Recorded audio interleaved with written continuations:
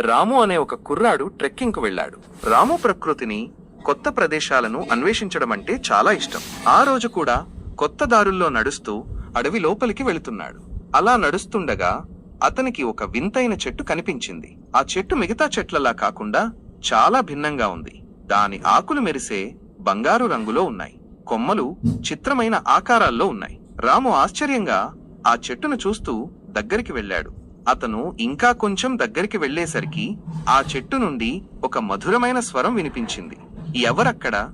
రాము ఒక్కసారిగా భయపడ్డాడు. చుట్టూ ఎవరూ లేరు. ఆ స్వరం ఎక్కడి నుండి వస్తుందో అర్థం కాలేదు. నేను ఇక్కడే ఉన్నాను, కిందకు చూడు. మళ్ళీ ఆ స్వరం వినిపించింది. రాము కిందకు చూస్తే ఆ వింతైన చెట్టు యొక్క మొదలు నుండి ఆ స్వరం వస్తోంది అని గ్రహించాడు. అతను నమ్మలేకపోయాడు. ఒక చెట్టు మాట్లాడుతోందా? నువ్వు మాట్లాడుతున్నావా? రాము ఆశ్చర్యంగా అడిగాడు. అవును నాయనా, నా పేరు వృక్షరాజు. ఆ చెట్టు బదులిచ్చింది. చాలా కాలం తరువాత ఒక మనిషి స్వరం వింటున్నాను. రాము ఇంకా ఆశ్చర్యంలోనే ఉన్నాడు. నేను రామును. నేనిక్కడ ట్రెక్కింగ్ వచ్చాను. మిమ్మల్ని చూడటం చాలా వింతగా ఉంది. ఈ అడవిలో చాలా వింతలుంటాయి నాయనా. నువ్వు మంచి ఉద్దేశంతో వచ్చినట్లున్నావు, వృక్షరాజు అన్నాడు. నీకు ఏమి కావాలో అడుగు. రాము కొంచెం ధైర్యం తెచ్చుకుని అడిగాడు.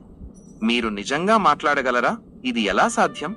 అది ఒక పెద్ద కథ నాయనా. కాలం గడిచే కొద్దీ కొన్ని వింతలు జరుగుతుంటాయి. నేను ఆ వింతల్లో ఒకటి. వృక్షరాజు నవ్వింది. ఆ నవ్వు ఒక ఆకు గలగలమన్నట్టుగా అనిపించింది.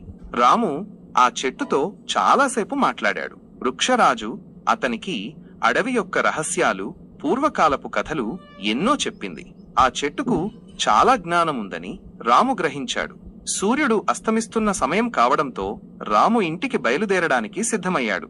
వృక్షరాజు గారు, మిమ్మల్ని కలిసినందుకు చాలా సంతోషంగా ఉంది. నేను మళ్ళీ వస్తాను, రాము అన్నాడు.